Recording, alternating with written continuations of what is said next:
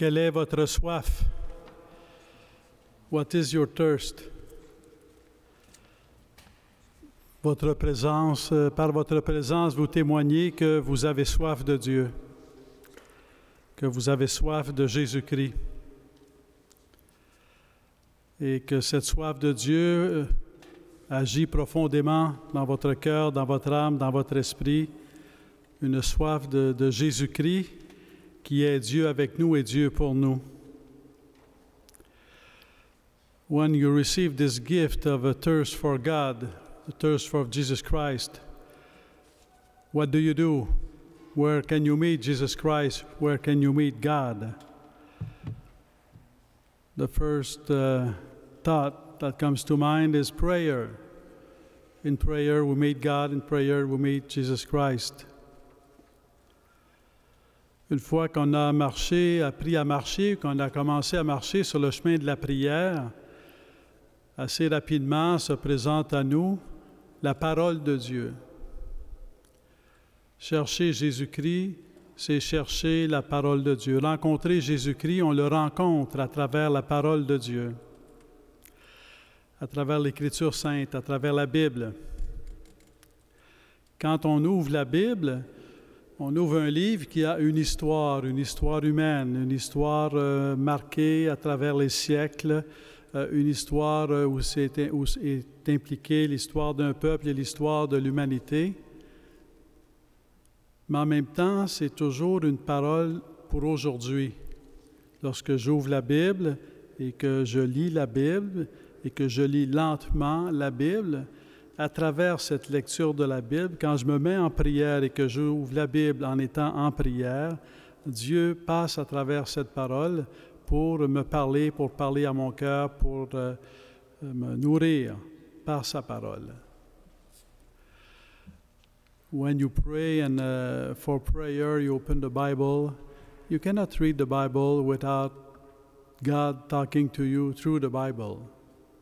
It is really the Word of God, not only with the history for writing the Bible, but for a presence today. Today, God is speaking to you. Aujourd'hui, Dieu s'adresse à vous. Il s'adresse à vous de différentes façons.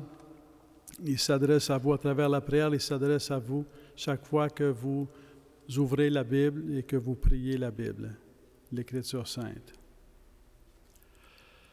Une autre façon de rencontrer Jésus-Christ, c'est donc la prière, il y a la Bible, parole de Dieu. Il y a aussi les sacrements. Les sacrements sont des gestes de Jésus-Christ.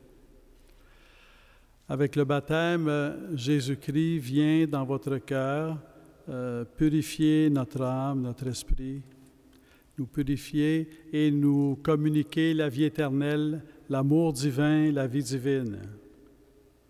Et c'est un véritable geste de Jésus-Christ. Le baptême est un geste de Jésus-Christ. Par le baptême, Dieu touche votre cœur, Jésus-Christ agit dans votre cœur. Confirmation is also a gesture from Jesus Christ, giving the Holy Spirit. He comes to give you the strength to love. As such, we could say that in baptism we are loved. Through confirmation, we receive the strength to love. We need to discover that we are loved if we want to love, but at the same time, we need the grace of God to love. So, baptisms, you're loved by Jesus Christ. Confirmation, you receive the strength to love. La confirmation, c'est le sacrement de la croissance qui nous fait grandir dans l'amour, qui nous donne la force d'aimer, qui donne la force d'être témoins de l'amour de Dieu, qui donne la force d'être des instruments de la paix du Christ, des serviteurs du Seigneur. Alors, le sacrement de confirmation est un autre geste de Jésus-Christ. Donc, rencontrer à chaque fois qu'on s'approche des sacrements, qu'on reçoit les sacrements, on s'expose à un geste de Jésus-Christ, on reçoit un geste de Jésus-Christ. Par l'Eucharistie, on reçoit le geste de Jésus-Christ par lequel il nous nourrit, notre cœur, notre âme, notre esprit, notre chair. Il nourrit toute notre personne. Do we want to be nourished by Jesus Christ? through the Eucharist, Jesus Christ is really nourishing us.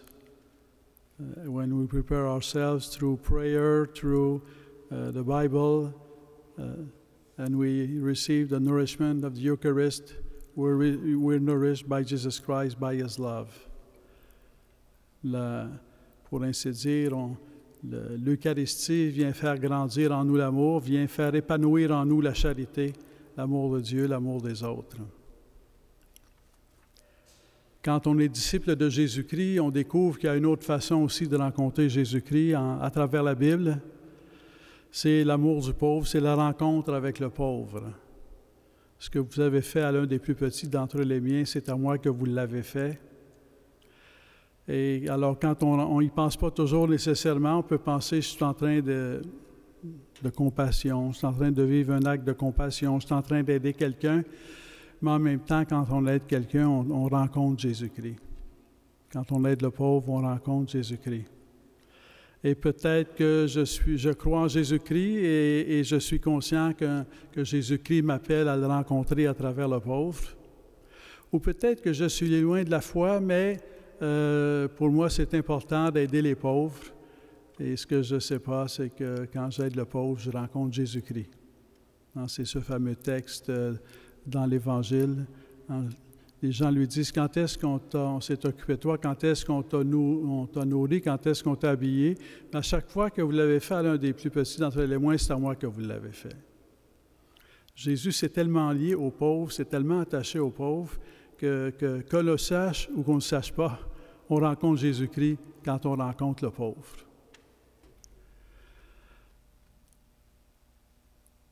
The path, your journey, the journey that led you to this day, is a journey of faith, but of faith in the love of God.